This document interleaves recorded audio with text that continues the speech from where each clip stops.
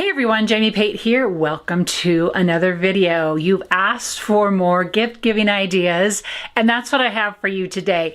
It's a cute little mini journal. I can't wait to show you how this comes together and let you jump off of these ideas and maybe make something of your very own as well. Yes, it's a little autumn eccentric still because I'm just trying to absorb all the autumn feels of right now.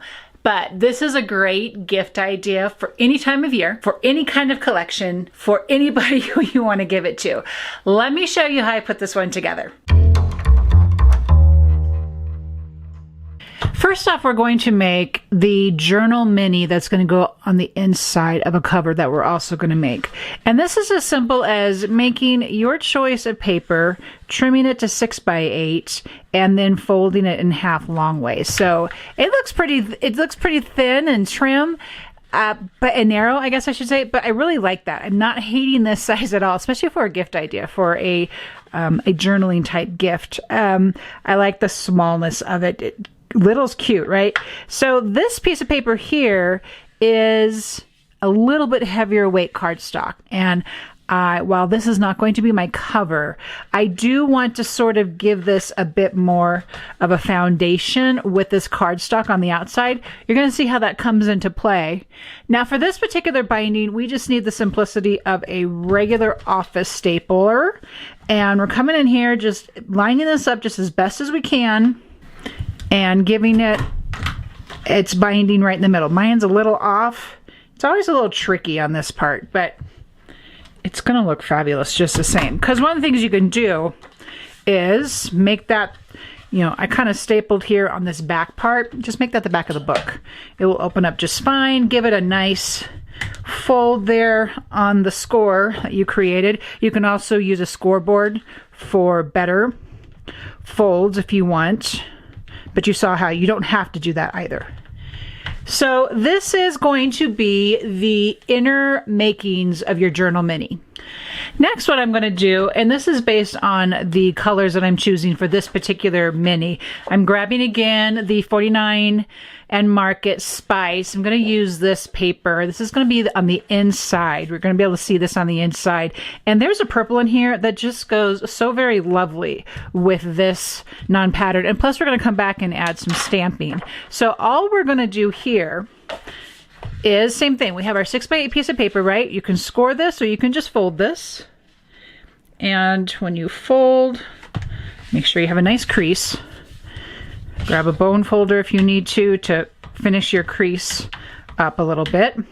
So now at this point, what you're going to see is we're going to tuck this inside here. One of the things this always does, I make a lot of these. I use this concept for my daily journal. But one of the things that's going to happen here is that you're going to have a little bit showing on this outer edge, which there's a couple things you could do. You could add another strip of paper here right along the edge to cover that because you're like, well, I don't really want that to be much smaller.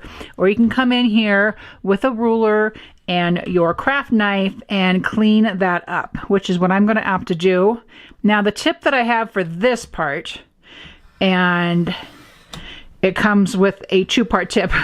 First is, make sure you have a utility knife that has a brand new blade in it that's nice and sharp so that you're getting a clean edge when you're cutting through. I have about 7 papers on here, so I'm cutting through 7 papers, which makes, here's tip number 2, you're going to actually almost do 7 passes before each layer of paper.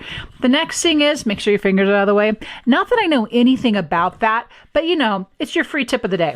One more thing I'm going to do, I'm going to just trim a little bit off the top. Same thing, just want to make sure it's actually fitting inside my little mini cover. So I'm going to do that. And then I'm going to show you how we're going to adhere this inside. Again, we have a lot of layers here, so we're cutting through very slowly several times. It just helps us get a really nice finish on our edges. All right, at this point, I'm going to flip the book to the back. So this is the very back part of it. And, make better choices with your stapling. Do a better job than I did on that. And so I'm just adding a couple of swatches of double-sided adhesive, and I'm going to come in here with, I like to use my little old spatula here to pull these up. And this is how I'm going to bind this inside of the cover. So I've got my adhesive on the back of that. I'm going to line this up in here and make sure I'm getting inside the parameters of the book. And then carefully lay that down.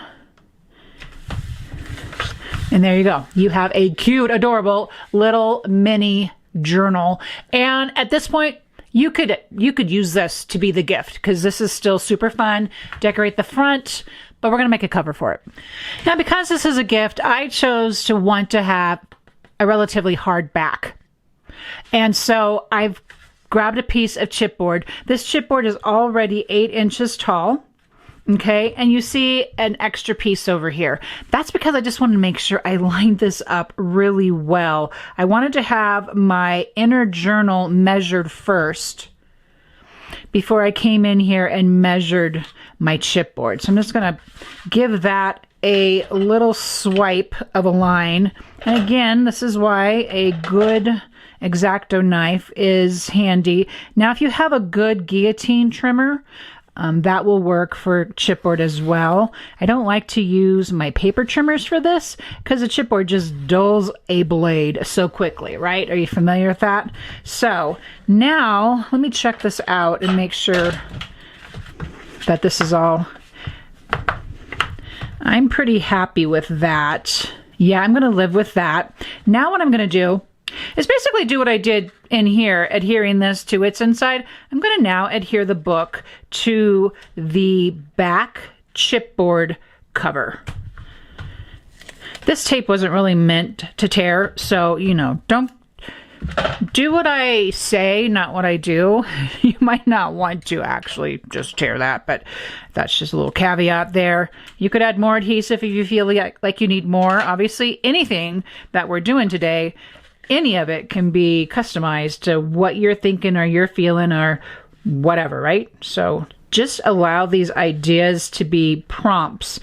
And you guys are actually so awesome about that. If everyone who comes in here and watches a video, I appreciate the comments so much. I appreciate your ideas, your thoughts every time. It really excites me to hear that. I have a 6x8 trimmed piece of pattern paper. You can use your 6x8 papers. I'm hoping you'll see the power of our 6x8s to make gifts. I trimmed a 12x12 down to 6x8. What I want to do to make this super easy on us all, because I want to make sure our measurements are just as good as they can possibly be. Let me move this out of the way for a moment. So this is the front of our book. Here's our book.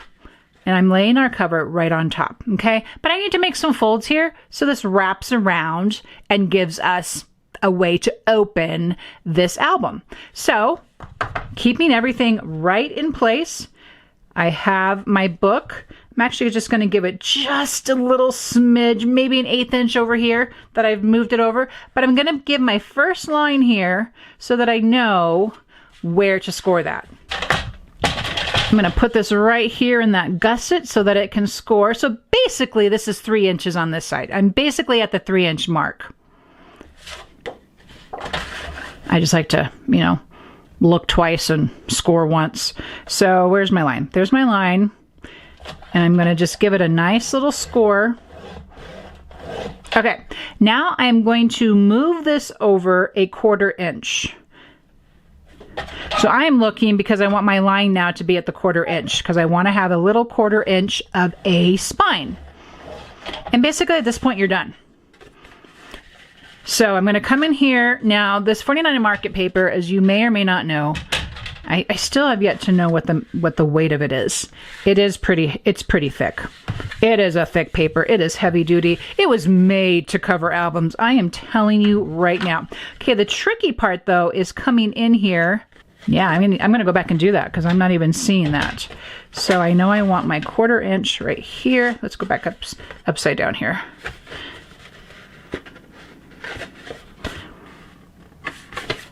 This mark, my mark is not very well scored.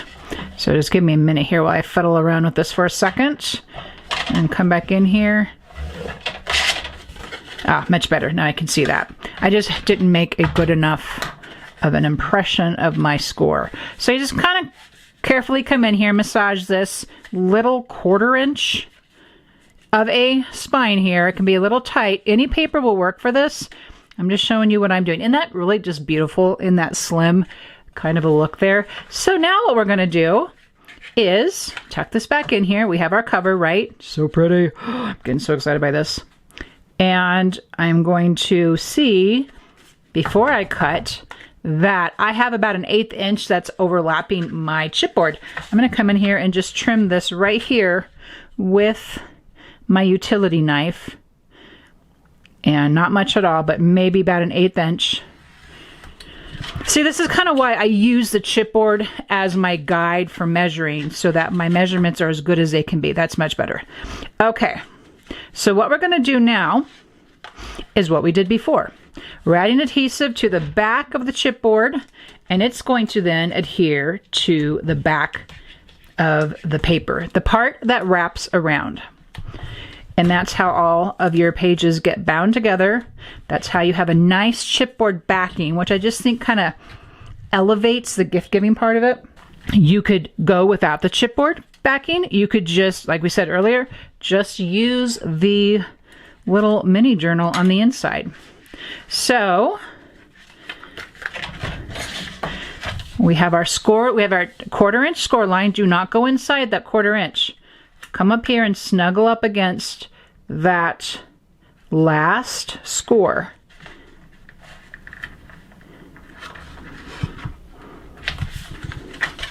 There you go.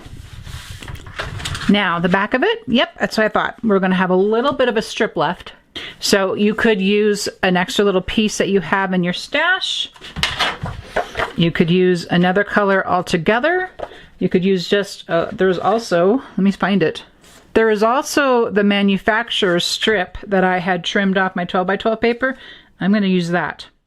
Okay, we're going to come in here and I folded back everything from the little journal booklet. And I'm coming in with Sketchy Leaves from Stampers Anonymous, and I'm just wanting a few little impressions. I'm using Vintage Photo Brown Distress Oxide. And you can see that I just kind of lined up where I think when it comes, I want this leaves to kind of come cascading down. And so when I'm done with this, I'm going to come in here and just add a little bit of distressing on the edge. And what I failed to realize is my ink wasn't quite dry enough, so I kind of smudged it up a little bit, but it actually looks okay, so we're owning it. I'm coming in here with these rub-ons, and I'm rubbing on Delight. I know, can you believe I laid the whole rub-on sheet on top of that? For some reason, it just really felt okay to do that, and so nothing else stuck. I don't completely suggest to do that. This was just, I don't know, it was a little fluke. So I put Delight, and then I came back in with, I think the words are In Life. It was a little bit different typeset. I love combining typesets like that. So that's how I added just a little bit of detail to the journal part. And of course, you can add anything your heart's desire. Having finished this up, I added a card with some layered leaves to the front and a Counting My Blessing and just some twine to close it up. I love this size. It is so fun. I'm going to be making more of these for sure. So then you open it up and you saw me stamping just a little bit. I thought it complemented our pattern over here. This purple paper is gorgeous with this collection. And then some of these Sketchy Leaf stamps I've been dying to use. And then you have your journal inside. And giving this as a gift, add your own prompts in, maybe add your own note, but it's just great. I love it. I love how it turned out, and I hope you'll be making one soon. I hope this was helpful to you for gift ideas for now, for Christmas. Make it all Christmassy. You know, it goes on and on. You know how to make gifts, and you know who need them. So let me know what you think about this in the comments, and you asked for more gift ideas, and here's another one. So in the meantime, I look forward to seeing you in the next video.